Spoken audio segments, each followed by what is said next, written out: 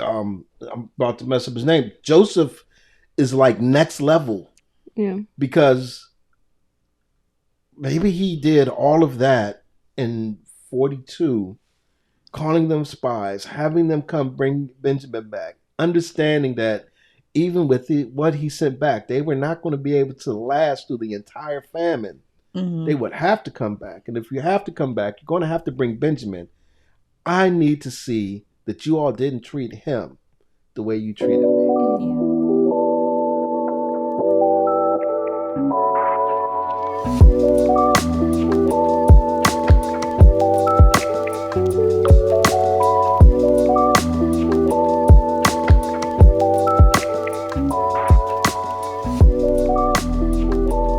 What is going on, good people, my XYZers? It is good to have you all back with us in the building. Let me do some little adjustment here.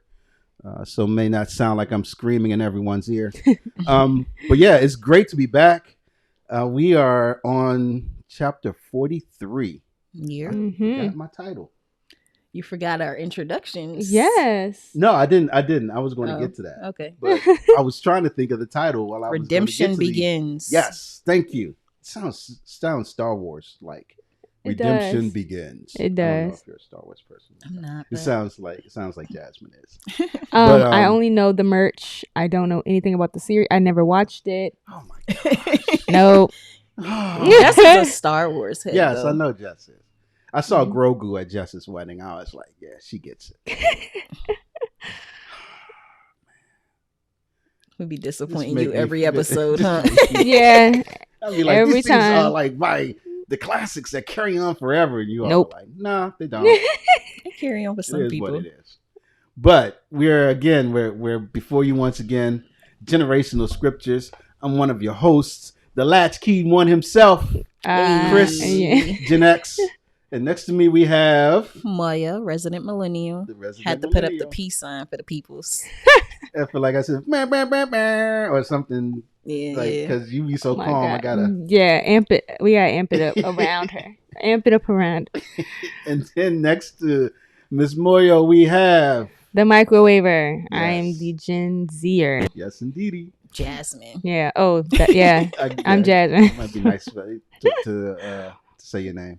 Yeah. Our long-standing watchers will hopefully know me today because I'll have a little bit of. You won't see my face mostly. That's right. She's Got a little. I'm incognito today. a Undercover. woman of mystery. Mm-hmm. Yeah. All right. So we open up with questions, and today our question is a little homage, if you will, to the We Grown podcast. Mm-hmm. We're if a little. What is that called? Cross-cutting, cross something. Oh, I know what you're talking about when the episodes. Yeah. They're merging. merging, whatever. But again, Moyo is one of the co-hosts of the We Grown podcast, Mhm. Yeah. and she got excited for that one. I could tell. That was my first love. We grown. So cool. So we're going to give a homage to them, to that podcast. I mean, can we say that we're sister brother podcast? Sure. Mhm. Sure. Okay, cool. To our sibling podcast. And the question that we're going to open up with is, what had you feeling grown in Christ recently? I'm not going to say this week or this month, but just recently. Yeah. So we've talked about my husband once before, and he grew up in church, but different than I grew up in church. Okay. So he grew up basically with his grandma taking Right. him to church. You know, that generation of people who their grandma forced them to go to church. And I grew up where it was my parents taking me to church. Okay. So I think there's a difference because you go home to your parents and then it continues. Whereas he was going home and it wasn't necessarily continuing. So he was only getting what he got Right. at Gotcha. church. On Sunday. So when we do our devotionals or we do any sort of like studying together, it's Mhm. always like, why don't you know this? And I'm like, I try not to do that as much anymore because I'm like, okay, there's definitely a difference, and he's trying now to like catch up. Yeah. We actually talked about you the last time we were talking, just because we were Jeez. like, you know, Chris just studied and look at him now. So he's trying to. I know he reached out to you about starting a little thing like Bible study and I'm stuff working like that. on it. I'm working on it. Yeah. So that makes me feel like, dang, do I do too much? But then at the same time, I'm like, no, it's my dad. My dad literally would have Bible study at home. Yeah. So of course I know more things than other people may have known growing up. And Right. then like I did things on my own, Mhm. but I would say my foundation was my parents being like, hey, learn this. And if something happens in church, I can be like, hey, Dad, somebody said this and I feel like it's wrong, but what do you think? And he has an answer. Like Right. my dad always had an answer to pretty much anything. And even if he doesn't, Dads he's going always to talk. do. He's going to talk about it for a long time until you figure out the answer. So either way, you're going to get a lesson out of it. All right, Miss Jasmine. I'm trying to think. I think The hat had you feeling grown. the hat is definitely the hat because I never wear hats. You know, I feel like a new person. No, I think I had a epiphany a few months back after listening to a sermon. My pastor, the way that he teaches doesn't normally resonate with me, but he said something in particular that struck me. He was basically saying like, if I can't reach them, Lord, send somebody to reach them. Like if you're trying to help your friends or your family get closer to God and you can't do it, sometimes you just have to be around them and live a Christ-like life, and that may be enough. And if not, you just pray for them and pray that someone who speaks their language can, step in and help bring them to Christ. So I feel like I have this, as of late, now that I'm learning more, I have this desire to help other people learn what I'm learning. Yeah. And if they don't have a personal relationship with God, kind of help facilitate that. And it started frustrating me because I'm like, what else can I tell you? Yeah. I don't know what else I can tell you to help bring you in. Like either you want to be saved or you don't, or like you want to learn or you don't. And it was just starting to feel like I don't know what else to do here. And after like I heard that from my pastor, weeks after that, I was resonating on that, and I was trying to I was praying about it. And eventually, for these people that I was talking to, I was like, you know what, Lord, if I can't do it, send somebody. I pray that it's not like a big event or like a traumatic event that has to happen for them to come to God. But I'm like, maybe it'll be somebody who understands where they are or where they were, or and can relate differently. And maybe I'm just not the person. So I just had to step back and just be comfortable in that I tried. Yeah. And God's gonna do what he needs to do for his plan to work. Yep. So I just had to just relinquish that control. Like it's not within my control. And I was like, that's a big girl moment. That's a big girl moment in Christ. That is. Yeah, that definitely is. I don't know, Jasmine, you sound like you might have a little teaching stuff in you too. I try I don't have patience. Yeah. So to be a teacher, and then I also don't know as much as I would like. So I just like to help people. I think that's it. Yeah. The what you said that stuck out to me was I learned stuff and I like to tell others about what I learned. Yeah. I think that's part of like, oh, I got this good nugget. Now I'm ready to go. Who wants to hear it? Yes, I do. Yeah. Right, you want to hear it? All right, I'm gonna tell you. Look what I yeah. That might be a little Josephy. I don't care whether you want to hear it. That might be why she was Joseph Strong. I know, right? Maybe my grandmother told me I think a year or two ago, they wanted me to be a Bible study teacher for young kids. And I was like, I don't know what y'all are seeing, but this is not my ministry. And my grandmother was like, no, I think you're great with kids. And I think that this is something that would be good for you. I was like, also forces you to learn and be able to repeat what you learned at a basic level. Right. Because I taught Sunday school, and it's hard because you're like, they're kids, but then at the same time, how can I get it to them in a way they understand? Yep. So you have to understand it. And you have to be ready for any questions because kids, they come up with anything. Yeah, I don't know. I can't do that part. I want to make sure it's accurate. And that's my only fear when it comes to talking to people about God, because I don't want to tell them something wrong, because I hear people all the time who try to profess God's word, but it's wrong, or it's their interpretation and it's not what the Bible really says. Yeah. And I just don't want to be one of those people. Yeah. So it's a balance I'm trying to strike. Okay. Cool. All right. Theirs was so good. I'm gonna skip mine. I'm gonna skip mine. This guy. No, I was patiently waiting. I want to know what yours is. No, I feel like mine is so. It can be basic, right? Is basic. Okay. So it'll resonate with somebody. So what had me feeling grown? I was cutting my backyard grass, and I saw my dog. And my dog, she will go outside. She used to go outside and be outside for like hours and just be like, oh, I'm chilling. And maybe when it gets warm, she'll do that again. But she's not been doing that lately. So she'll go outside and then turn around 2 minutes later. And mind you, usually it's more bothersome during the week when, you know, I'm sitting at my desk, right? I'm at home working. And, you know, stuff's coming up, meetings are coming up. I'm trying to finish email, blah, blah, blah, blah, blah. And then all of a sudden she just starts yelping. And it's like, she wants somebody to let her in. I was cutting the grass and I was like, so she's outside, I'm outside, she'll be good. No, she went to the door and started yelping.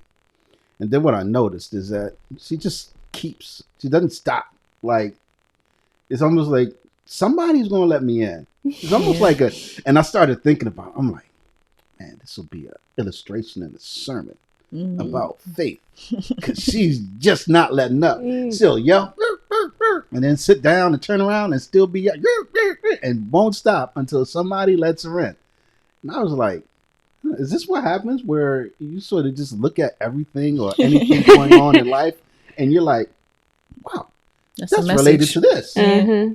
I need to save that in my memory banks for illustration somewhere. Mm-hmm. So that sort of had me feeling grown. See, it wasn't as good. That's good. No, but everything is like a message though. There's a lesson in everything. I agree. Cool. If you look for it. If you look for it. Mm-hmm. Very valid point. See, I like y'all. Y'all always I'll be like, this is stupid. Y'all be like, no, Chris, it makes perfect sense. Yeah. Cool. Cool. So the reason I asked that question is because Redemption Begins being the title, I think that we'll see some growth happening.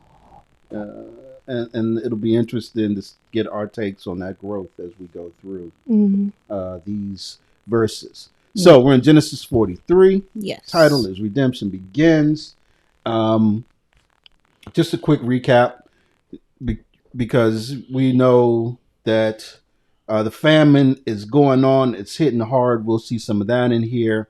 We know that Jacob, I almost said Joseph, and I know I'm going to bear with me because maybe I won't since I mentioned it, but I'm probably going to mess up Benjamin and say Joseph somewhere in there somehow. So just bear with me, please. Mm-hmm. But Jacob has sent his sons, 10 of them, right, to Egypt to get grain. Simeon was left in Egypt on Joseph's decree, sort of, right? You all leave Simeon here, or basically I'll take Simeon. You all go back, and the next time you come back, if you ever come back, I'm assuming he thought there was the next time, you need to bring Benjamin with you. Yeah. So now we'll pick up after that point. They've gone back. They've discovered some money in their sacks that they didn't expect to be there, but they stayed over there. They know Simeon's in Egypt. They've told Jacob that Simeon's in Egypt, and now we're picking up. And Jacob has told them, y'all not taking my son. Well, let's be careful because I think this is some of the growth. Not even careful, but just to nuance it out a little bit. That was Reuben, who tried to talk him into taking his son Benjamin, right? Mm-hmm. And Reuben's suggestion was, you can kill my 2 sons if I don't bring Benjamin back. Mm-hmm. And Jacob was not having it. Yeah, like he said, nah, y'all not doing it. This is my new fave. So guess what? He stays with me. Mm-hmm. So we pick up in Genesis 43 verses 1 through 5. And Moyo, would you mind reading that? Genesis 43, 1 to 5. Now the famine was severe in the land, and when they had eaten the grain that they had brought from Egypt, their father said to them, "Go again, buy us a little food." But Judah said to him, "The man solemnly warned us, saying, 'You shall not see my face unless your brother is with you.' If you will send our brother with us, we will go down and buy you food. But if you will not send him, we will not go down. For the man said to us, 'You shall not see my face unless your brother is with you.'" Thank you. Thank you. So, like I said in the open, famine is still famining. Yeah. I mean, it is severe in the land.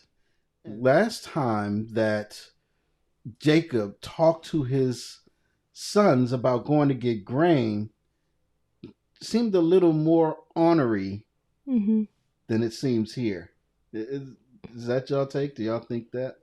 Yeah, and I thought it was interesting because of now we see that Judah is the one talking to him. So I was curious if that is what made the difference. Like if because Judah was talking to him instead of Reuben. I don't know. Or if it mattered, I don't know. But that was the only like distinctive difference that I felt like could have made a difference in his tone. Yeah. Well, I think from his tone, last time he was like, and Moyo again, shout out to Miss Moyo, the resident millennial, throwing up the deuces, peace signs. But she said, and very well, "What y'all doing here? Y'all supposed to be just stop staring at me. Go do something." But here it's like, would you all mind going back to Egypt? We're running out of food.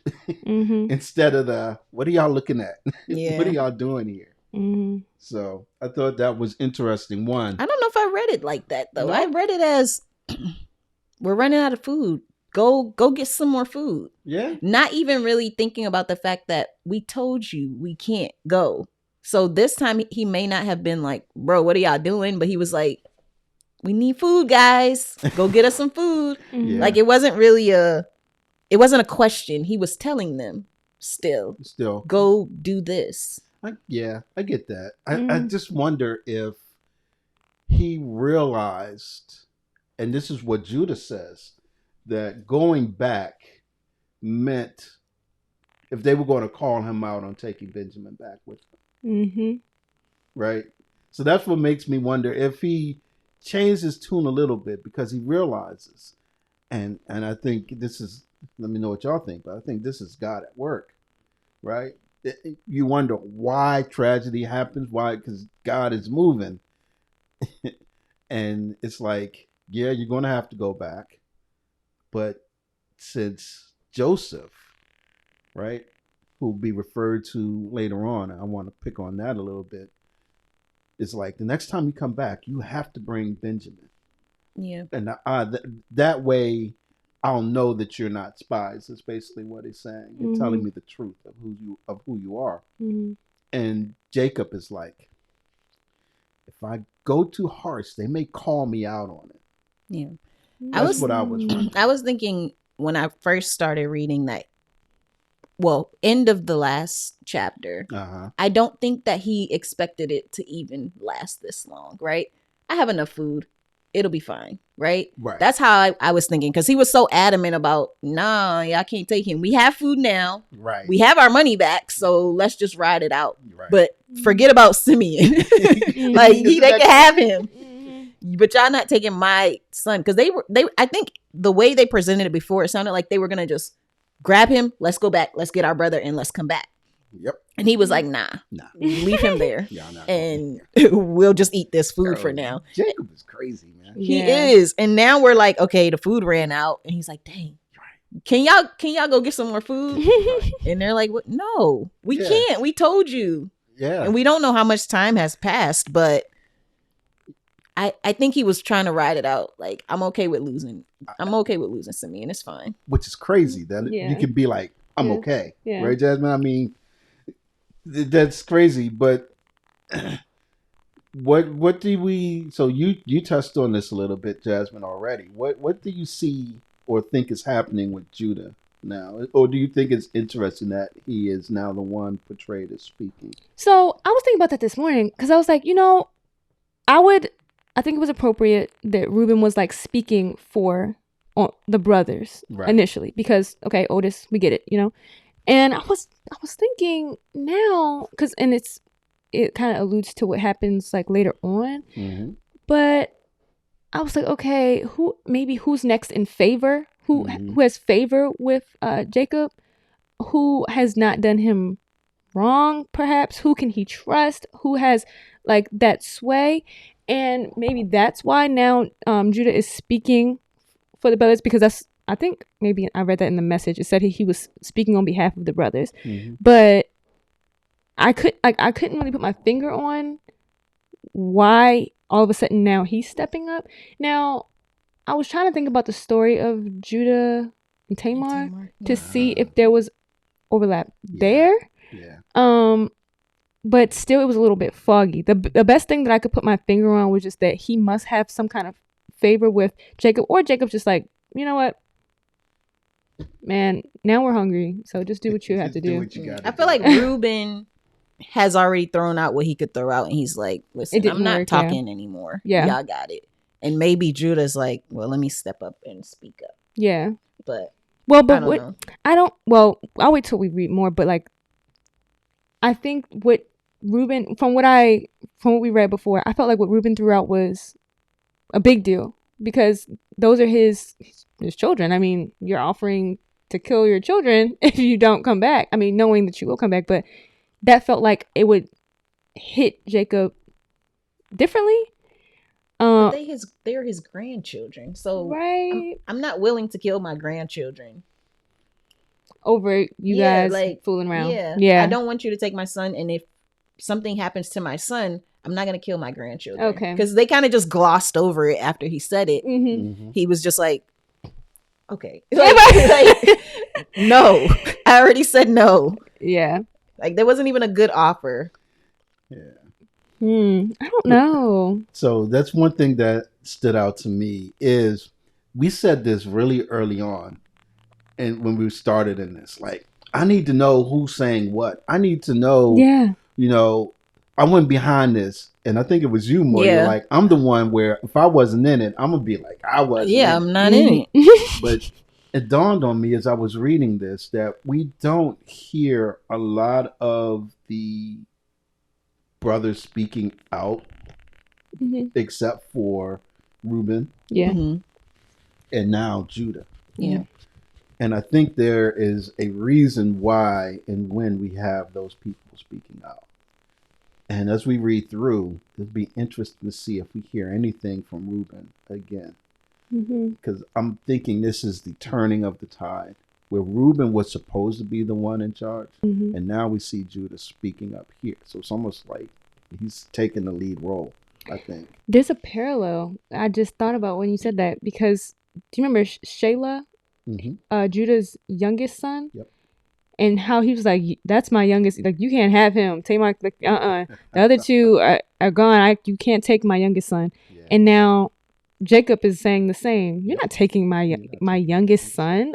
And maybe that ties him to this a little bit more. That actually that's good. Yeah. I didn't think about it at first, but I think that might be like just one of the ties. Sympathize to this situation. Yeah. You've already lost a son, and we'll see. I mean, as we go on, we'll see what he suggests, which makes more sense. Right. Right. So yeah. Cool.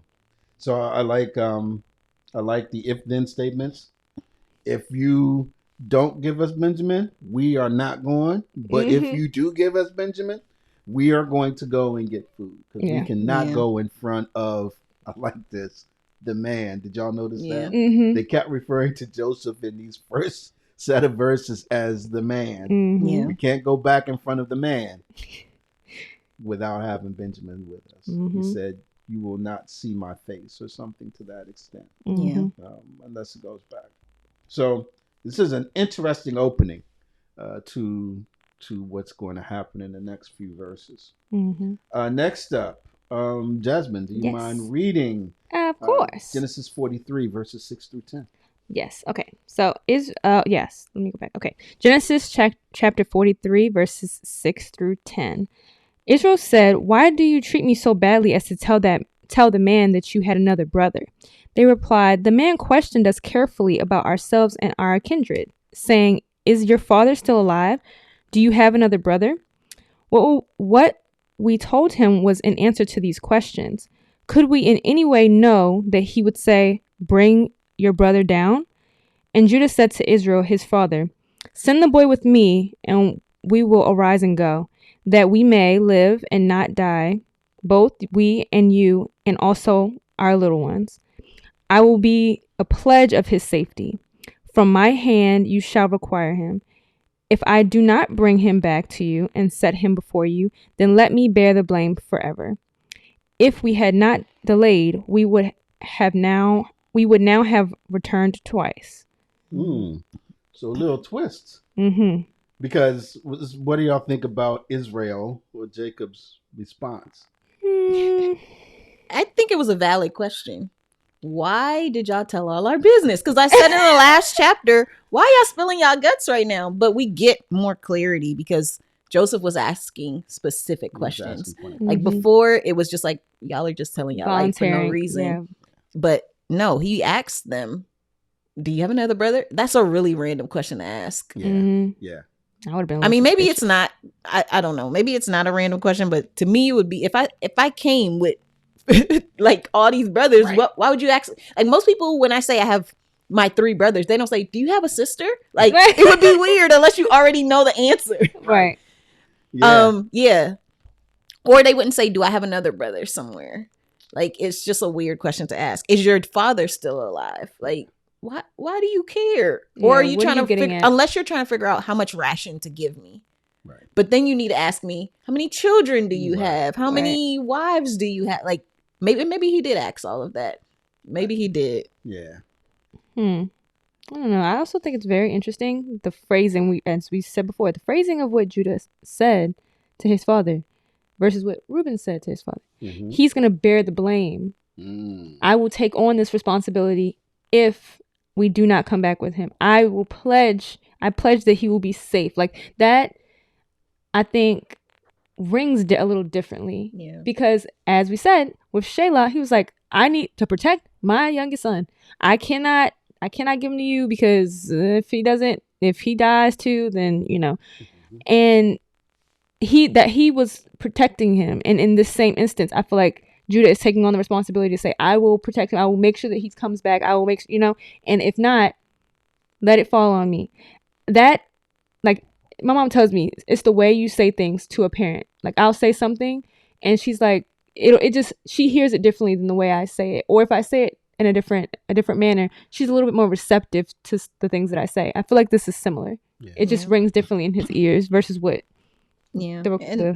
And I think he also brought up the fact that if we don't get food, we all are going to die. Like you, me, our kids, the one you holding on to, everybody's going to die. Is that what you want out of this? Like, are you willing to let that happen? And I think that for Jacob might have been okay, like I can't hold on to him and then we all die. Yeah. Or I could possibly lose this one, but at least the rest of us live. And that's why I feel like he does care about his grandchildren. He might not care about his sons, but he cares about his grandkids. It's levels to this. Mm-hmm. Yeah. Yeah. I mean, Jacob is Israel, as it says here, because the first question, why did you treat me so badly as to tell the man that you had another brother? Jacob is like, why did you do this to me? Yeah. Like, bruh, we were doing what we could to get grain, and this guy was questioning us and calling us spies. Yeah. Why? This isn't about you right now. I mean, it is, but it isn't. Yeah. We get you're the patriarch. We understand that you are the eldest one, which is why, again, he can be like, in the first one, what y'all standing around here for? And in this one, go back and get us some food. He's the elder, so he can do that. But every time it's like, y'all did this to me. Y'all made me feel so bad. Mm-hmm. Yeah. And did you all also notice that it doesn't say that Judah answered in this case. It says that they answered. And I don't know. I've started to try and pick up when it's the they and they answer as a collective unit of brothers Yeah. versus when it's just one. Mm-hmm. Because as we've gone through, I think that highlights some things about the brothers I agree. and what's happening. Yeah. And then the only other thing I'll add, because you all covered it and did wonderful job. He threw a little shade at the end. Did y'all pick up on that, or is it just me? If we had not delayed, we would not have returned twice. Yes, that felt like, you know how you say, like, what are you standing around for? That's the tone I said that in my head. Like, why are we're wasting time. We're wasting Can time. we move this along? Yeah. Because so we left somebody back over there. So Right. make haste. Hurry up. Yeah. So it's just, I agree with everything you said. Judah is, I just think he's stepping up. Yeah. I think we're seeing the beginning of a change. Mm-hmm. We're starting to see that narrated to us. And so I don't know whether it means that he's completely changed or what, or whether he's metamorphing, whatever the word is, on the way to doing what he needs to do. But it's like, I think we're picking up the beginning of a change that's happening with Judah here. Mm-hmm. Anything else on these? I think we did a good job covering everything. Yeah. The only question I had was, what does it mean to bear the blame forever? I think so, and that's a good point, because Judah's pledge I wrote down, and comparing that with Reuben, which was done. So I will be a pledge for him, like I will stand in for him. I think that's saying, from my hand shall you require him. So you're going to, the responsibility is on me to bring him back. From my hand you will require him. So it's on me to get him back to you. If I do not bring him back, then blame me forever. Like, again, I'm taking sole responsibility for this. This is all on me. I will bear the brunt of the blame. You can be upset with me forever because I've pledged to bring him back to you. So I really think he's just like foot stomping the fact that I'm surety for him. I am the pledge for him.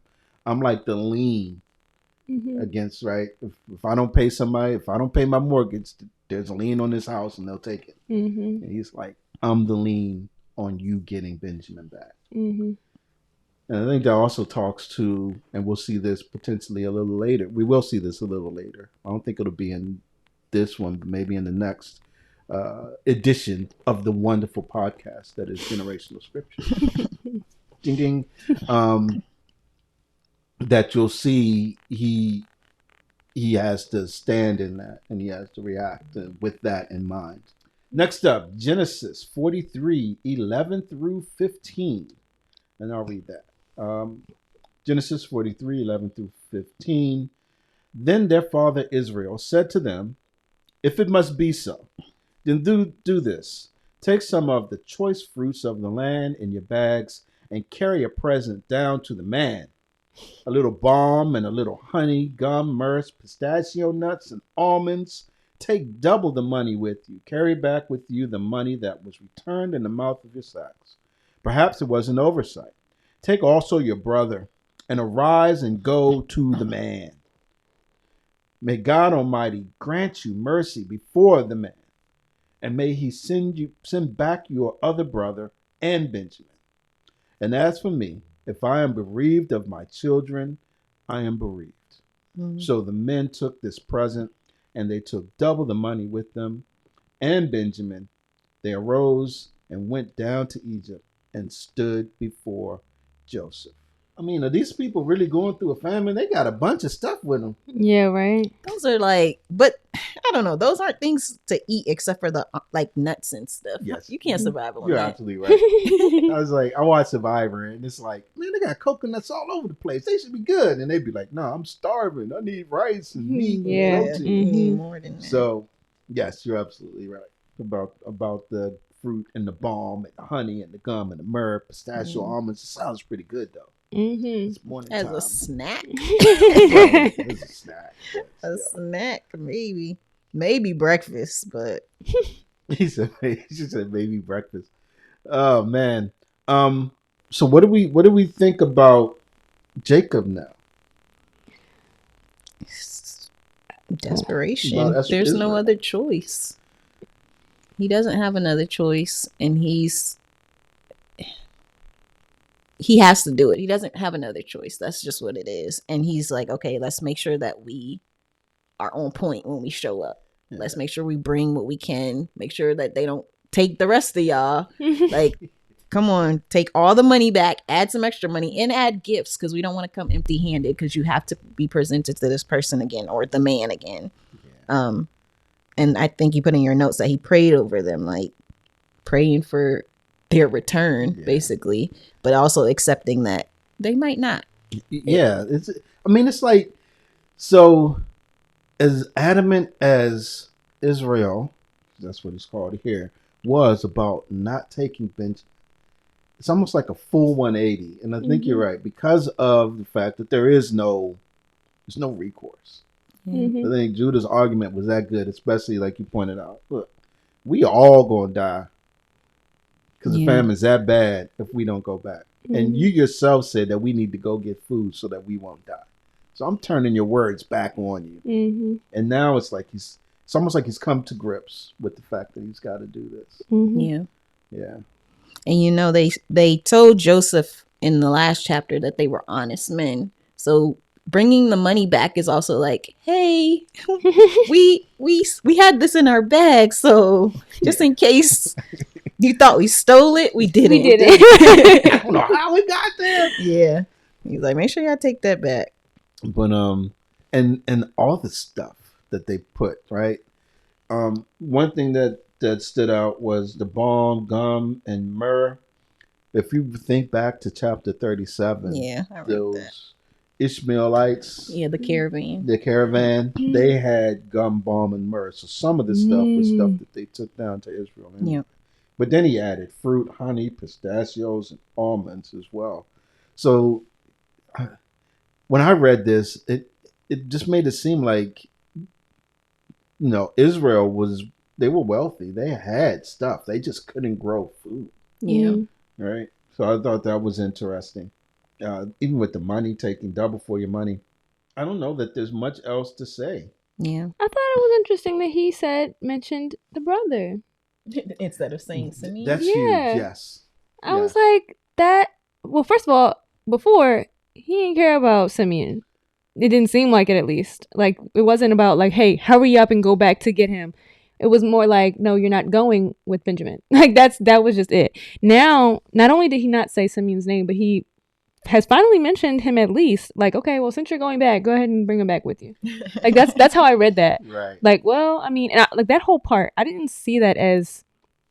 I read it as him being like, well, if you must, then go ahead, take the stuff with you. Be prepared, and if necessary, and then if I lose you guys, I mean, I guess I'm bereaved. Like that's how I read that in my head. I didn't and then when the throwing of his brother, I was like, all right, well, go over there, take the stuff, and then you know what, your brother's over there, so make sure you bring him back over here with you. Like, it didn't seem like it was of great concern. I know he's concerned, but it just didn't seem like at this point he just seems like he's tired and like, we're hungry, so just do what you got to do. Yeah, so it sounds like where I thought it was like this big pivot for him. Your thinking was just like, I'm tired. Like, I give up. That's what because how I think the tone, at least that I say it in my head, like he seemed a lot more like tensed up, stressed. Like, oh my goodness, like Joseph, my favorite son, I lost him. Now you guys want Benjamin? Absolutely not. You're not taking my other favorite son, like my new favorite son. It just seemed like he was a lot more tense and stressed out. And every time he's spoken, it just seems like it's just like what will be, will be. It is what it is at this. Like, it seemed like he was very just like, whatever. You guys, we're hungry at this point, so just bring food. Do whatever you have to do to bring the food back. And while you're at it, collecting my other son wouldn't be half bad either. That's just what it sounds like. But I feel like it could be either or. It could be that big pivot for him. And I think we'll see maybe a little bit more of the evolution. One thing I definitely, so when I think of He mentions Benjamin by name and last. So it's like, yeah, and if you must, then you'll have to take Benjamin. But not to say Simeon, to say your other brother. Mm-hmm. That's a little jab to me. But that's how he sees them, though. I know, It's but Joseph, true. Benjamin, and them. and Right. Like them over there. and I'm not saying that he doesn't have some I want to say grudge, but some things that may be hanging in the back of his mind that has them look at him a little differently than he might Yeah. some of the other brothers. Yeah. But we don't hear much about any of the other brothers of the 12, um, except for Benjamin, Reuben, Judah, and Joseph. Mm-hmm. But it's just like I think of the love generally that a parent has for their child. And even if you wronged your parent in somehow, I know of a mother, her son has taken her through all sorts of changes. And she has stuck with and loves that son to this day, where, you know, she doesn't want it. If he were taken somewhere, she would go and find him, even after all the stuff that he's taken her through. Mm-hmm. And it's like, why isn't Jacob like that? Why isn't Israel like that? And I don't know whether it's culture, whether it's just the value of children. I don't know, but it just strikes me to call Simeon just instead of Simeon. It's like instead of me saying Kayla, it'd be like, yeah, that girl over there. You know, it's just like it just doesn't sit right. But I think we see that now, like how many single moms are out there who are like the baby daddy doesn't do anything, doesn't care about this kid. It could be this is my family that I wanted. And this is my core. The rest are, you know? Yeah, I guess. Oh my gosh, I just saw something about that. And what's his name? It's a singer. I don't know. I was on social media. And he has a family. He has 4 children with his now wife, and he has 2 with his ex-wife. He doesn't acknowledge their existence with the ex-wife. And he's like, yeah, those 2, he didn't say their names. Those 2 are a product of sin. And then he's like, but I'm the father in his bio, whatever. I'm father of all of these kids and husband of this woman. And it's so interesting, like how I guess there can be a disconnect with fathers, but to just completely separate yourself from people that you helped to create is interesting parallel. So maybe I'm wrong in just thinking of it through what my expectations are. Yeah. Because to me, it just struck me like you can't even say his name. Yeah, it's insane. Maybe it's more prevalent, and I just need to get out in the world more. No, not in that part of the world. No. And just to touch on the prayer a little bit, did anything from the prayer? Because I consider it a prayer. Did anything from the prayer strike you? First, I don't know if I heard anywhere in the verses that we've read so far where God is called God Almighty, El Shaddai, right? He's calling on this God who is powerful and who can bless. So he's calling on God because he knows that, every time they go away, can you imagine? That's like every time they go away, something crazy happens. Yeah. First you go away, now I don't have Joseph. Then you go away, Simeon's back there, and you want to take Benjamin back. I don't know what's going to happen. So he's like, God Almighty, El Shaddai, right? And then the last part, I don't want to lose, because I think it's a little more than him saying, as for me, if I'm bereaved of my children, I am bereaved. I don't know if that's him just being like, meh, as much as he's saying, I have to do this, and your will ultimately get done. No, yeah, I agree. I looked at it from both perspectives because I initially, because of the mention of God Almighty, I feel like that's the only reason why I tied it back to that is because he's like, this is not within my control, and whatever it is that you have to be done will be done anyway. So it is what it is, but it is what it is because you have a plan. Yeah. And the last thing I'll bring up with this is that Israel or Jacob has an experience with this type of reunion before. Well, not this type, but going before some people who may not receive you well, because he had to do the same thing with his brother Esau, his older brother, where he would go back and he assembled and sent this huge, number of goats and some of his herd and money and stuff to Esau before they actually met face to face in person. Because remember, Jacob, being the trickster, and helped by his mom, stole the blessing from Esau. I feel bad for Esau because he was like, "Don't you have a blessing for me?" And Isaac was like, "I have but one, and I gave it to the other son already." Oh, it's just a tragic tale. But don't laugh at me. But he's had experience, so I think that's part of why he's like, okay, I've been through this before. Let's put the present together, best foot forward, put good stuff in it, because we're going back to have this type of face-to-face meeting again that could be contentious. Yeah. So, Miss Moyo, would you mind reading Genesis 43 verses 16 through 18? Yep. Verse 16. When Joseph saw Benjamin with them, he said to the steward of his house, "Bring the men into the house and slaughter an animal and make ready, for the men are to dine with me at noon." The man did as Joseph told him and brought the men to Joseph's house. And the men were afraid because they were brought to Joseph's house, and they said, "It is because of the money which was replaced in our sacks the first time that we are brought in, so that he may assault us and fall upon us to make us servants and seize our donkeys." They scared. Real bad. They are scared. Yeah. So I put the note in here that Joseph sees his brothers. It reminded me when I read it of when his brothers saw him in Genesis 37. And they talked about afar off they could see. And actually I have it here. It says, they saw him from afar, and before he came near to them, they conspired against him to kill him. So I get that sense of almost like Joseph was waiting. He's like, they've got to come back. Because remember, Joseph has that knowledge.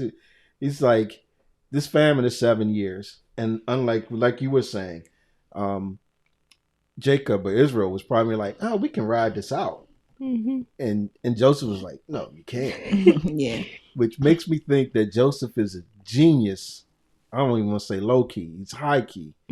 Because last chapter, I was like, why are you being so mean? Why are you lying? Now I'm like, hey, Joseph is a genius. He had me fooled. Yeah. Right? So I'm starting to potentially switch on how he's thinking about it, because he knew eventually they'd have to come back. Yeah. But it's just like he was waiting and knew they were coming, and he's like saw them. Yeah. And he saw Benjamin with them, right? Yep. So he's like, wait a minute, my brother? Not y'all came back with my baby brother. Yep. I feel like he had to have been so excited. Like the way he just was like, hey, they gonna eat dinner with me. Get this ready. Yeah. And so it brings me to my other one, because it also made me think of the prodigal son. That story, that parable. I think it was a parable. Yeah. That Jesus told. Right? Because again, the father saw him from far off. And yep, he did say it here. And what did the father say when he saw the prodigal son returning? Set everything up for a feast. Yeah. And so in Luke 15:20, it says, and he arose and came to his father. But while he was still a long way off, his father saw him and felt compassion and ran and embraced him and kissed him. But he also set up the feast and said, we're going to have a feast. So it's almost like Joseph is like, oh, there he is. It's Benjamin, like you said. We going to have a feast. We going to party. Yeah. But now I'm like, is this part of Joseph's master plan? Or is he really happy? Or is it both? Because I'm starting to think that Joseph is, I don't want to say sinister, but he's on the next level.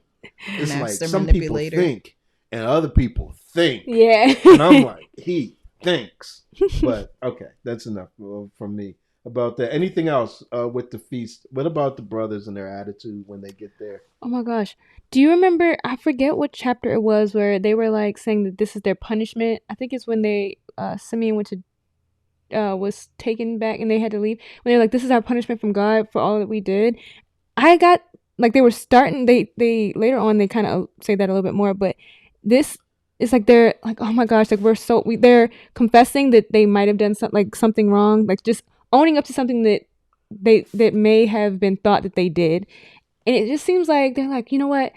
Before we're accused, like, listen, this money, it was in our sacks. Listen, we didn't take it. Like, it's just, it seems like their fear now is of God. And before, I didn't see that. Right. Like, that they had any kind of nervousness that what they were doing would have consequences. And you mean back when they sold Joseph? Yes, okay. Yes. Like, they were just doing what they were doing because they didn't like Joseph and it just was what it was. But now I think they have a consideration that they believe that their actions are having consequences because God is like, you've done wrong and you're reaping what you sowed. Yeah. Yep. We talked about in one of the chapters how the prisons are in the homes. Mm-hmm. So I think them being in the home, they're like, shoot, this again? Like, we're back in this place. We're about to be thrown in jail again. That's a good point. What? They don't know what's going on. To them, they already know that the money was put back. And even though they know that they brought it back, they are just like, we're already being accused. The last time we came here, we were immediately accused of being spies and thrown in jail. Mm-hmm. And this is the same thing. Now we're going to be accused of being thieves and thrown in jail. Mm-hmm. So they're panicking. Yeah. Mm-hmm. I also think it's interesting that the same thing that they're scared of is very similar to what they did to Joseph. Mm-hmm. They seized him, they pulled his coat off, they threw him in the pit. And so it's almost like they're scared, that same type of, and then sold him into slavery, made him a servant, basically. Yeah. It's almost like they're scared that same thing is happening to them. And I don't know if they've connected the dots, but to me, there is that parallel there. Yeah. I mean, and even to seize the donkeys, though. That was funny. Like, at some point, that just talks to me. It just talks to your paranoia, where this dude is the second in charge of Egypt, right? He's gonna take everything we have. He can do almost anything he wants to do, except for what may go against Pharaoh. And of all the things he could do, is take your donkeys. Like, he doesn't have enough donkeys in Egypt, right? So this to me is just like this next level of paranoia. I agree. Yeah. Or they could be thinking like, I don't know if they went down with anyone else. Like, normally when they're traveling, are they going with servants? Are they going, or is it just the 10 brothers? And maybe they think even if we become servants, these donkeys can be taken back to our father because he needs them. Maybe. So maybe that's why, because I feel like they don't have anything else. So the only thing of value we have is the stuff we brought, our donkeys and ourselves. Like, it's like, yeah, maybe, I don't know. The donkeys don't get back. It's just crazy. I mean, and that's a valid point, because there's nothing expressed. It's just like the donkeys hang out there, make us servants. I get, throw us in jail. I sort of get, but the donkeys, and maybe you're right. Maybe I feel like they would have brought all they have to be able to carry back. Yeah. And now, if we are servants, our family is dead if they can't get these donkeys back. Like, pretty much. Like, put grain on them and tap them and they can go back. Oh my goodness. They're just scared. They're just scared. So next we get to read the response. Yes. Yeah. Jasmine, do you mind reading 19 through 25, please? Sure. Okay. So that's Genesis 43, 19 through 25. So they went up to the steward of Joseph's house and spoke with him at the door of the house and said, "Oh, my Lord, we came down the first time to buy food.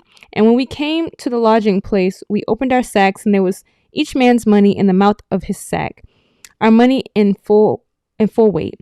So we have bought it again with us, and we have brought other money down with us to buy food. We do not know who put our money in our sacks." He replied, "Peace to you. Do not be afraid. Your God and the God of your father has put treasure in your sacks for you. I received your money. Then he brought Simeon out to them. And when the man had brought the men into Joseph's house and given them water, and they and had washed their feet, and when he had given their donkeys fodder, they prepared the present for Joseph's coming at noon. And they heard that they should eat bread there. Mm-hmm. Jasmine kind of touched on their guilty conscience and them being like, hey, in case we're here to be thrown in jail, we brought the money back. Yeah. But yeah, I think even the servant saying your God, let me go back. What did it say? Your God and the God of your fathers has put treasure in your sacks for you. Mm-hmm. I received your money. It's like, wait a minute, what? Like, I'm sure they were confused. What do you mean? Mm-hmm. Yep. And I thought that was important too, especially because they believe that God is punishing them. So for him to say your God and the God of your father, it's like, God, you've been blessed. Like, consider this like not a pardon, but like, I've already been paid. Don't worry about it. Yeah. Like, it's kind of puts their minds at ease, like, or puts them at ease or freaks them out. Like, what's going on here? They spill their guts. It's like like a little kid when you finally get them and they can't go anywhere. They're like, they're starting. Well, I did such and it was, it's just like, okay, all right, I get it. You know, relax. You messed up. You shouldn't have did it. Yeah. But how about their treatment? They was made comfortable. They sure was. The water, not too comfortable though, because they still were like, let's get these gifts ready. Like, we know we know we're here, and yes, they let us like get comfortable, but let's not be too comfortable until later. Yeah. But yeah, and that's a good point, right? Because they're still going to be diligent about the gift, and I think they probably got that from their dad, and realizing. And one thing that I have to continue to remind myself about this, I don't know about y'all, is that every time they go in front of Joseph, we look at him as Joseph, their brother, but he is a high-ranking official in Egypt. Yeah. Mm-hmm. So they approach him with certain respect, and the honor due to someone of that position. Yeah. Which is wild, because that's what I keep saying, servant and Lord, right? Adonai, and things of that nature. So I think that's it. They're just made comfortable. Their feet are washed. The donkeys they were worried about getting stolen, they're fed. And that they're going to eat. Yeah. So anything else with those couple verses? The only other thing I wrote was that the way that the brothers in all of these stories have kind of just blurted out or like confessed everything, I was very surprised that they never told Jacob, Israel, that what happened to Joseph. Like, that was the one thing they just held on to, or seemingly held on to, but the guilty conscience is there. Yeah. And eventually it'll all come out. But how did y'all not? Because y'all seem a little like they can't. Yeah, they can't hold water. They can't. They can't. I mean, even they did it amongst themselves, not realizing that Joseph understood, right? Mm-hmm. But yeah, it's wild. It's wild. But they're honest men now, so. Yeah. I mean, I do think that we're seeing a turn, right? That's why I think the title "Redemption Begins" is good, and I think that redemption, and we'll see it even more as we get into the next chapter, is the redemption we see here is really happening and starting for Judah. But there's not full yet, because you're right, they haven't told Jacob, Israel, that look, all that stuff that happened, we did that. That was we played a trick on you, knowing you couldn't tell that was goat's blood instead of your son's. Yeah. Genesis 43:26 through 30. When Joseph came home, they brought into the house to him the present that they had with them, and bowed down to him to the ground. And he inquired about their welfare and said, "Is your father well, the old man of whom you spoke?" Is he still alive? They said, your servant, our father, is well. He is still alive. And they bowed their heads and prostrated themselves. And he lifted up his eyes and saw his brother Benjamin, his mother's son, and said, is this your youngest brother of whom you spoke to me? God be gracious to you, my son. Then Joseph hurried out, for his compassion grew warm for his brother, and he sought a place to weep. And he entered his chamber and wept there. So they finally get to meet. Joseph comes back from whatever the busy schedule of a vizier or second in command of Egypt is. And he gets back and sees his brothers. Yeah.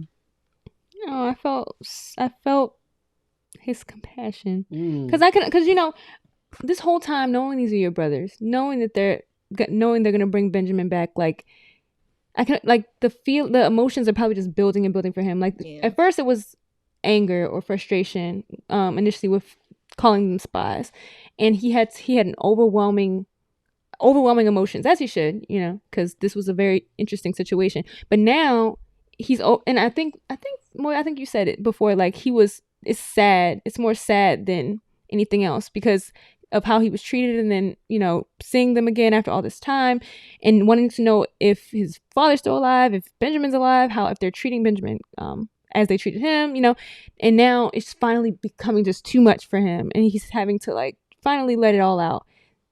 My heart just felt all fuzzy inside. Yeah. He did, and he wept before when he realized that they still thought of him. And so it's like, they still thought of me, and now I see my brother and he looks well. He probably looks wonderful because they probably didn't do anything to him, and his father has been protecting him so much.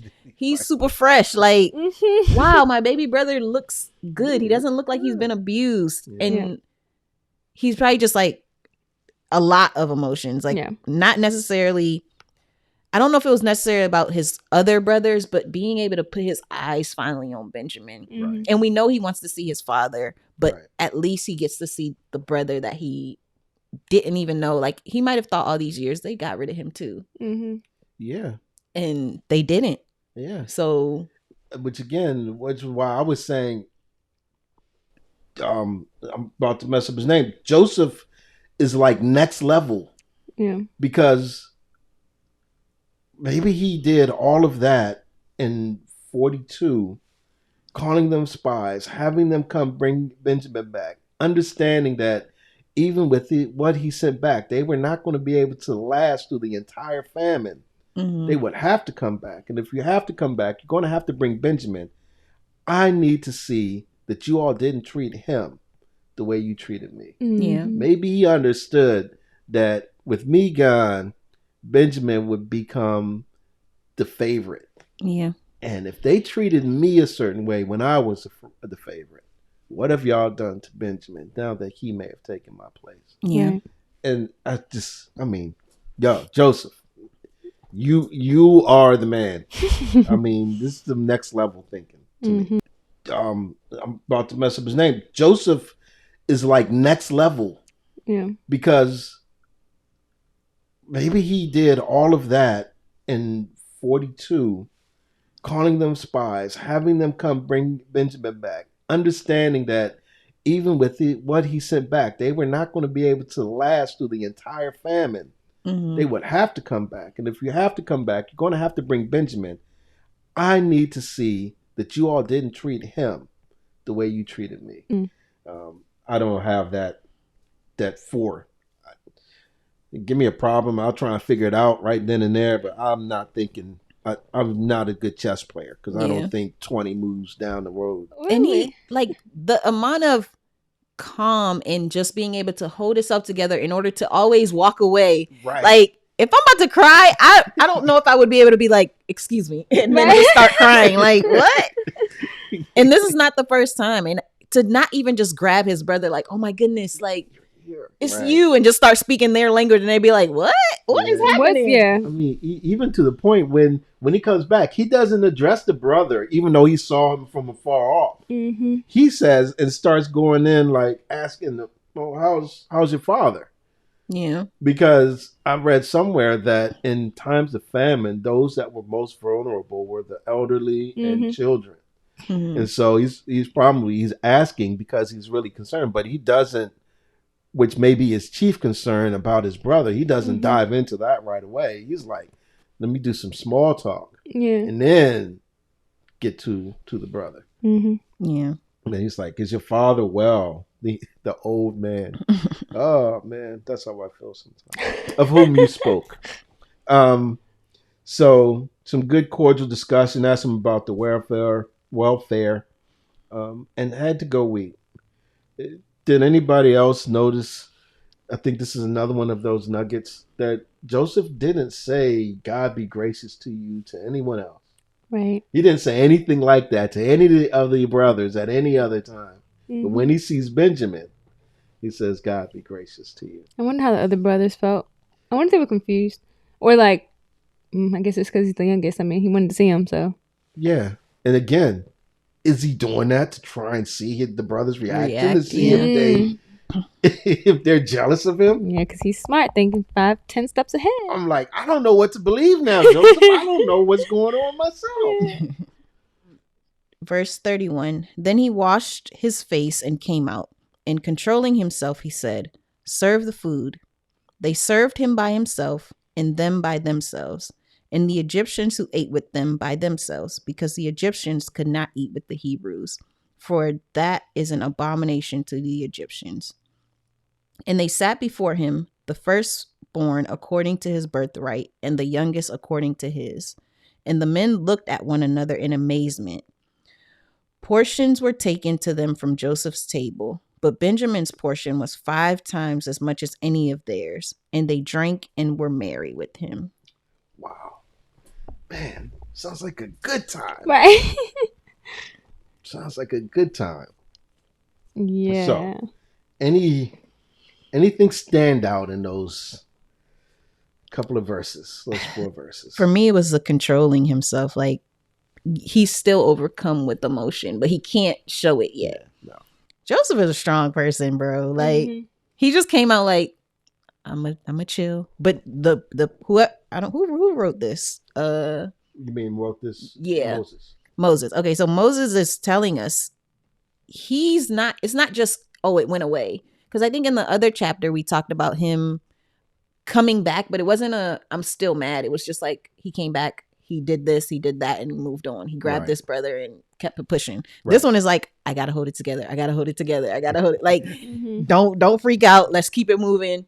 And now we see there's other people here too. It's not just him and his brothers. It's him and an audience of people. Right. So I thought that was interesting that he's like intentionally controlling himself. Yeah, that's one thing that I read that was interesting. And it was something to the effect that those people who were high-ranking officials weren't really supposed to show emotions like that in front of, in public. If they were going to do it, they needed to do that privately. So I wonder. Yeah, I completely agree. He's overcome. He's got a lot going on. He's got a lot to control. But I think and wonder if he's trying not to show that publicly. Yeah. Right now. So that's a good point. That's a good point.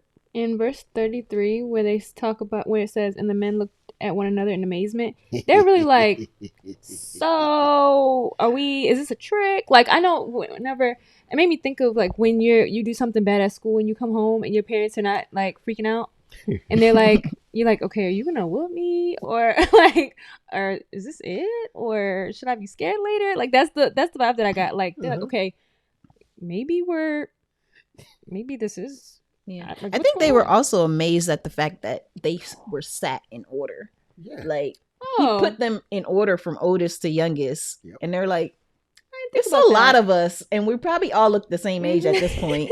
So how did you figure this out? Besides Benjamin, he might have looked young, but the rest of us, Benjamin, I feel like Benjamin has to be 30. He's got to be at least 30 because I think Joseph by this point he was 30 when he took over. Yeah. It's somewhere in the 7-year range. Yeah. So yeah, I completely agree that it's like, how did he know? Yeah. And so And I think because confession, we read 2 chapters because we're doing 2 chapters, right? So so we know in the next chapter what's going to happen. I think this is part of that whole like Egyptians are mystical. They do sorcery. They do like magic. So if I'm in a Egyptian palace getting ready to eat, like, yeah, their magic will, put us in the right order. Isn't that so cool? Why do you want to move like that whenever you say mystical? It's like mystical and magic. Yeah. That's right. That's how I be in the movies. Yeah. Right. True. Yeah. True. What about the portion size? Oh gosh, Benjamin, his plate stacked up to the ceiling. Now, I wonder if that again was like a flag for the brothers. I don't think, to me, I think it was a test, right? Again, Joseph is testing them. But I don't think that they cared because we're in a famine, right? Any food you put in front of me is food. Yeah. And I'm going to be happy. And you're giving me alcohol. You're like, we're having fun. We have our brother back. Nobody's in trouble.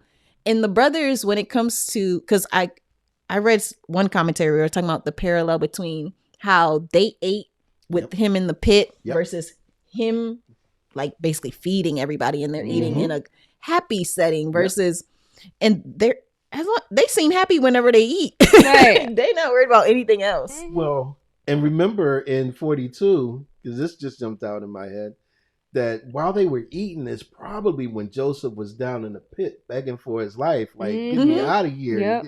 Did you hear how our brother cried from his soul to be released? And they were unbothered. And they were just like, these sandwiches are good. Or whatever. The gum, myrrh, I'm sure they were eating more than that. But hopefully some meat and rice or something. So this made me think of a time when I went to the Dominican Republic. Yeah, the DR. I think that's the right name. On a mission trip. And we were guests and visiting a church, and we were there to do some, ministry and minister to the folks that were there. But we would go to churches, and they rolled out this meal, and I'm really picky about meat. Like if it's got gristle and fat in it, I just can't eat it. So they gave us, some like soup and it had like maybe some lamb, goat or something in it, and it had some gristle. And so I was taking it, and I can't eat it, so I'm putting it in my napkin or whatever. and one of the people that was with me was like, "Don't let them see you do that." I was like, "What do you mean? Yeah. I just don't eat this type." It's like, do you understand what they had to go through to get this for you? They're rolling out the best that they have because you're a guest. Yeah. And if you do something like that, you're sort of poo-pooing on what they and the lengths that they've had to go through to get this before you and what it cost them. Because at this point in time, it's not cheap. They're in a famine. Right. So any animals that they have, they're probably trying to keep alive for more than just food at this point. Yeah. So it's like this big meal, and it's not a small thing. Which takes me back to what you were saying with the brothers. They probably hadn't eaten like this in a while. Yeah. In a long while. And then the Benjamin getting 5 times the portion. Again, Joseph, you are the man. I'm like, you knew he wasn't going to eat it all. I mean, can you imagine? But it's just like, just to throw, I'm wondering if this is it. Just to throw more heat on the fire, more logs on the fire to make the flame hotter. I'm going to let you see that he has 5 times more than any of you, and see how you react. Yeah, and I also read that it was normal for the guest of honor to get double portions, right? Okay. But maybe double portions wouldn't have been as noticeable. So Joseph is like, you know what? 5 times. I want y'all to see that he's the honored guest. Like, I want y'all to notice it. And I mean, it doesn't seem like they notice. And it's interesting that you say that, because generally the person of honor would probably be the firstborn. Yeah. Right. But he specifically asked them to bring Benjamin. So I feel like they would understand that Benjamin is the guest of honor. Okay. I think. That makes sense. But yeah, I think the 5 times is more was just to be like, hey, I know y'all might know about the double, but do y'all know about this? Y'all know about, right. Yeah. So that's how I was singing. And they're eating from Joseph's table too. Mm-hmm. Exactly. So it's choice food. Yep. Exactly. The other thing that stood out to me was the seating arrangement. I don't know if this is true or not, but it made me really feel for Joseph because although he was second in command, he still wasn't an Egyptian. Mm. And it was like Egyptians weren't supposed to eat with Hebrews. Mm. They knew he was a Hebrew. Again, I mean, his sons were named Hebrew names, right? Was it Manasseh and Ephraim? Yeah. Mm-hmm. So it's like, did he sort of like just have to eat by himself and his family all the time? Mm. I don't know if that's the about case that. or not, but just the way they talked about the seating arrangement and the separation, I think that'll lead to something further down the line. It's like a hint of something that's coming, but also it just made me feel like a little more like maybe he couldn't forget because he was so lonely, even though one of his sons was like forgetting some stuff. But that's a good. I didn't think about that. And I would not foot stomp that because it doesn't call it out directly in scripture, but it was just the way it was worded. It just stuck out to me. It just stuck out to me. Yeah. All right, so that is chapter 43. That was a good breakdown. Yeah. Anything else on those? In that chapter? Anything else that you want to wrap up the chapter with, or Joseph is the man. any pithy sayings? Joseph is the man. I highly underestimate him. I didn't. Well, I had your back, Joseph. Okay, yeah, you were the one that was like Joseph isn't bratty. I think me and I don't know. I don't want to speak for you, Martin. Yeah. If you thought I thought he was a little bratty when I first started reading. We said bratty, then we changed it to naive. Naive, to his naivete.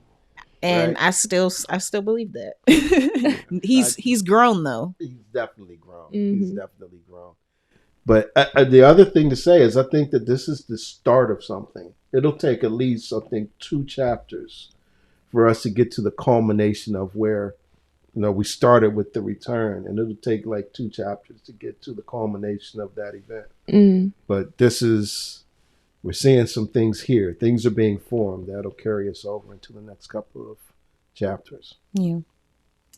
All right, folks. I think that is it. Mm-hmm. That wraps it up. Genesis 43, generational scriptures. Am I supposed to say like, subscribe, yes, share the little ding that's supposed to happen, the turn on your notifications, yeah, that stuff, all that stuff, do all that good stuff. Particularly if you enjoy what we're putting out, we would really appreciate it, and I think that's how other people get to see it also. Yeah. So again, that is it for myself. For Miss Moyo, for Miss Jasmine, we are out of here. We will see you next time. Deuces.